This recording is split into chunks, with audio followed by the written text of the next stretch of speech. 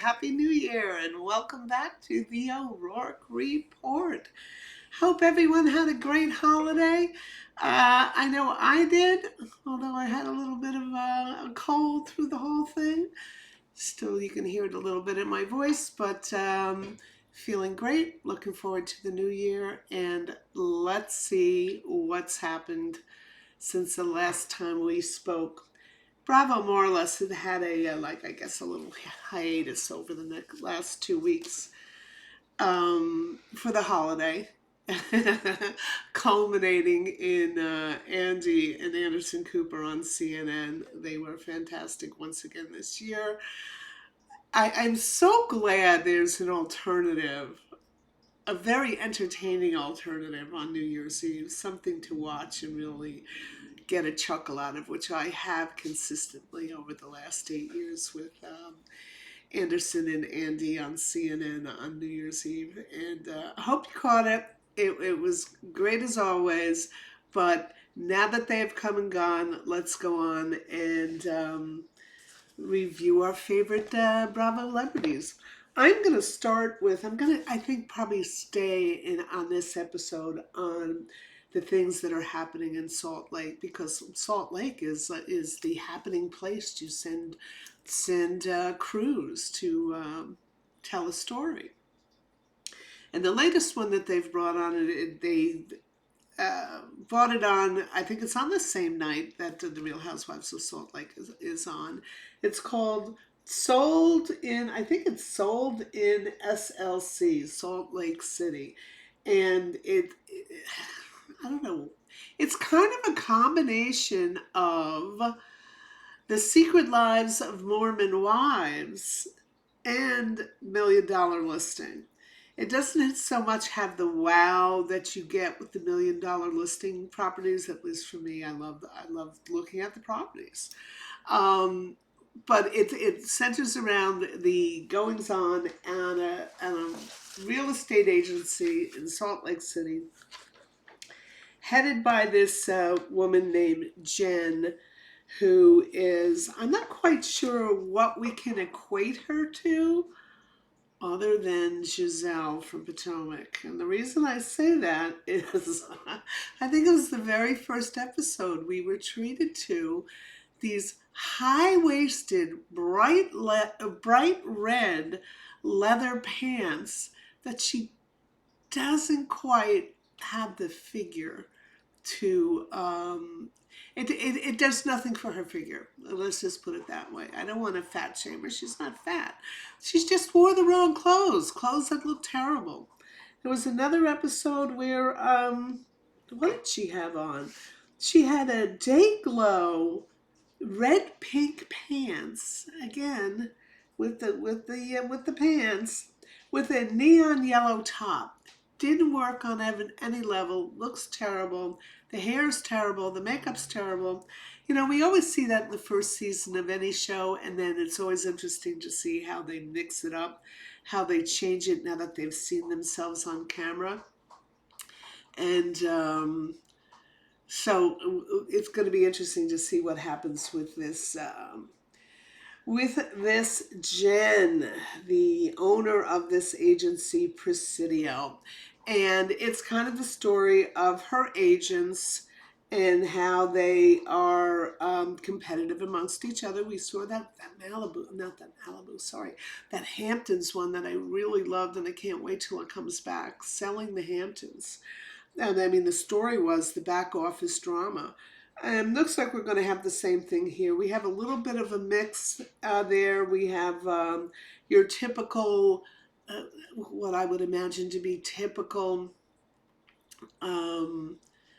Mormons, I guess, two males that are very Mormon, very, they're kind of running a patriarchy in their house, which is fine with their wife. I mean, it appears to be that the wives are not chafing under that, and if that's the way that they've set up their household and the way they run things, God love them. Who are we to say anything about that? So pitted against the two, what I don't want to use the word typical, but I guess I am going to use the word typical. stereotypical Mormon families against a couple of renegades, one of which she looks to be biracial. She is not Mormon. I don't know if she was brought up Mormon, but she's a lesbian, and she bristles against the guys, and the guys bristle against her. So there's that. Really don't care about the politics. I don't care. Figure it out. If you're not getting along with someone, figure out how to get along with them. I mean, the world does not have to be all everybody just like you. You figure out how to get along with people. But no, we're going to be treated to that constant friction between those two. So far, that's kind of really all I have to say about the selling OC. All I have right now is the orange leather pants.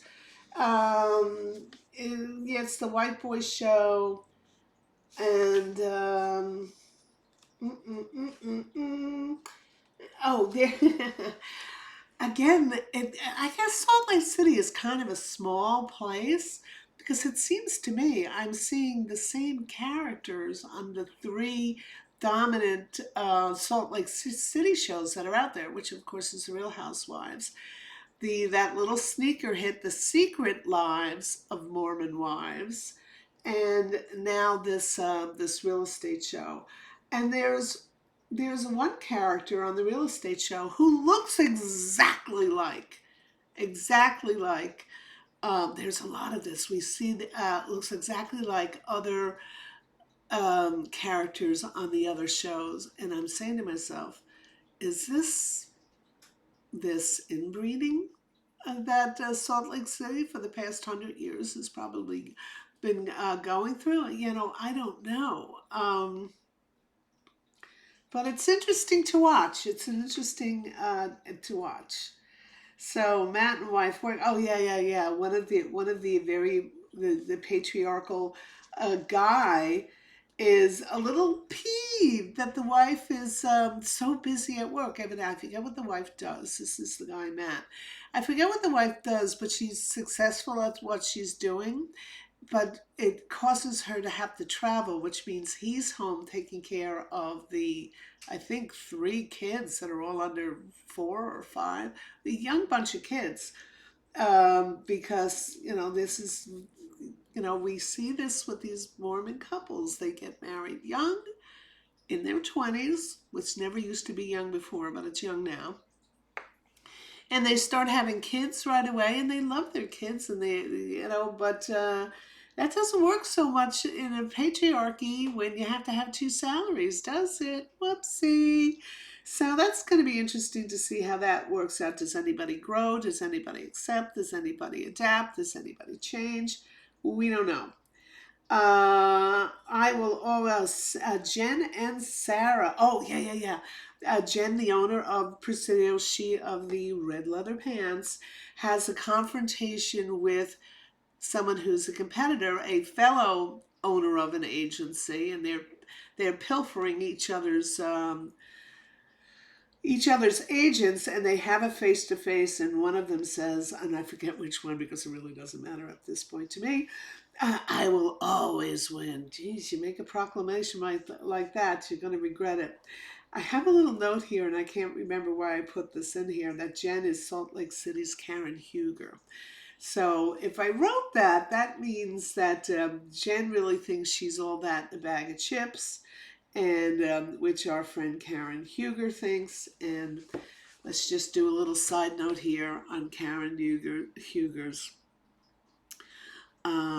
arrest tape for her drunken driving. Wow. Wow. For someone who who affects this grand dame persona, it has to be humbling for her to see this. Humbling. And I wonder if it's going to change her in any way. I don't know. I don't know. I know you guys all saw it. She was convicted on all points. All you had to do was see the video to see why. And I'll say one more thing on the sold in Salt Lake City. Apparently there's a season cliffhanger Um, I don't know, or a break cliffhanger we saw right before they broke for the holiday. The Matt, the Uber Mormon male, who is upset a little bit that his wife is working. Apparently, it's been revealed that he goes to. Is it that he goes to a strip club? Is that it, or that he watches porno? I forget what his deal was, but the guy has been caught in the headlights, and now we're going to see how, when they come back from the seasonal break, we'll see how he navigates those waters. But the little bit we have seen, it is uber traumatic that his sexual drive for someone other than his wife has been exposed, because that's a big no-no. That is a big no-no. So that's all I'm going to say about the newbie sold in Salt Lake City. It's got the potential to be interesting for us to see how they navigate fame, how they navigate the scrutiny of the camera. God, I've said it a million times. I don't know who would want to do this, because the camera's going to find it. The producer's job is to find it. Find it so they can put a story together. And if you think you're going to go into these shows and you're going to hide it, I think you need to see the long trail of people before you who weren't able to hide a thing, starting with Teresa Giudice and her husband's financial shenanigans. Okay, now let's go on to Salt Lake City. And Salt Lake City, Meredith, and I have here Meredith and those stupid shoes.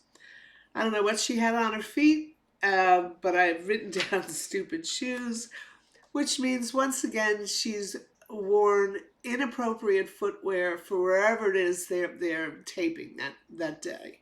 And I don't know why women do it. I just don't know why they do it. Britney complains that nobody reacted to her proclamation about her talking to her daughter again. Frankly, Britney, you're so thirsty. It's such a call for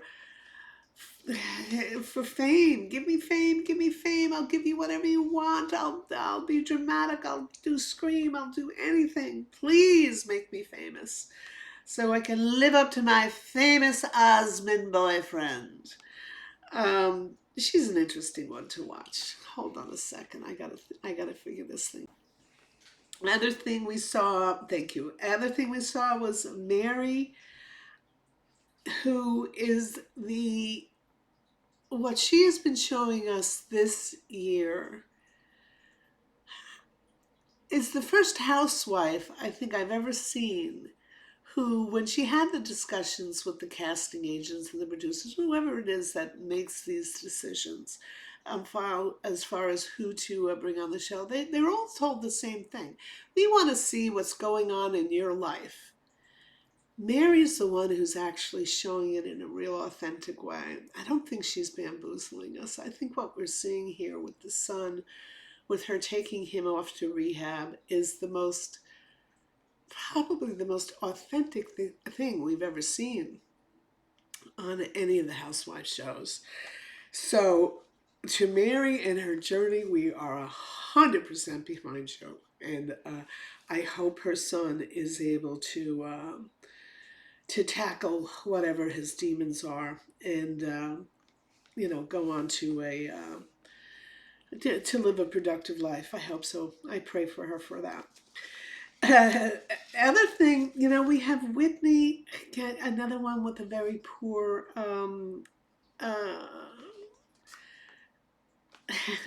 apparel choices, dressing choices. I'm drawing a blank on the word I want to use. She is wearing this dress with a cutout right here. And what she has in the cutout, now this is going to sound a little vulgar, but I'm telling you, that's all I could think of when I saw this. And do you ever see one of those sparkles. No, I hesitate to see this. You ever see one of those sparkly anal plugs? She's got one right here. So I don't know if she's advertising her ability to use the anal plug. I don't know why she has that as decoration on her dress, but she has it right in the middle in her cleavage, a anal plug.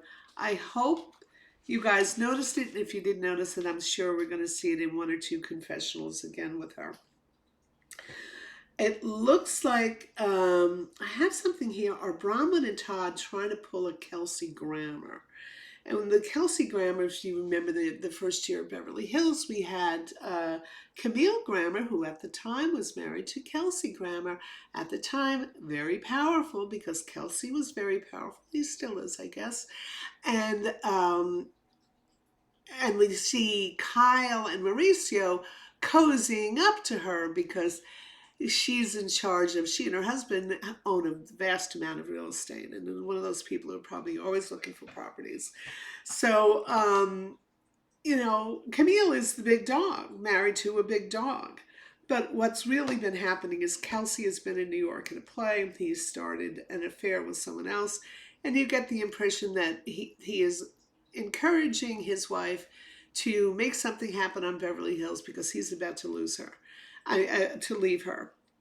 And you get the impression that this is all a setup so he can gracefully leave and she'll have something to occupy herself. So I'm wondering, is Todd trying to pull that? But then I see them, they're very interesting. I need to watch more. I need to watch more before I make up my mind on that. Okay, so basically that's all I have on our Salt Lake contingent. Both shows are fascinating to watch.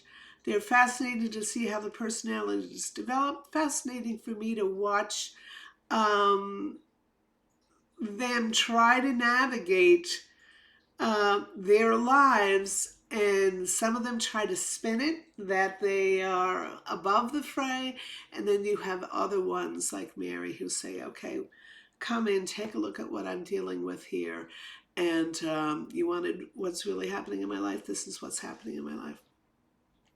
So Salt Lake is great. Next time we get together, I'm going to do Beverly Hills, or do I need to go on to Southern Charmed and Southern Hospitality? Both are back. And of course, the big story over Christmas, Paige breaking up with Craig. I know she says it was mutual. It wasn't mutual. She apparently has moved on. And so anyway, we'll discuss that next time. Thank you so much for tuning in as always. You know I appreciate you, and looking forward to making 2025 an even better year than 2024 was. Thanks again, and I'll see you soon.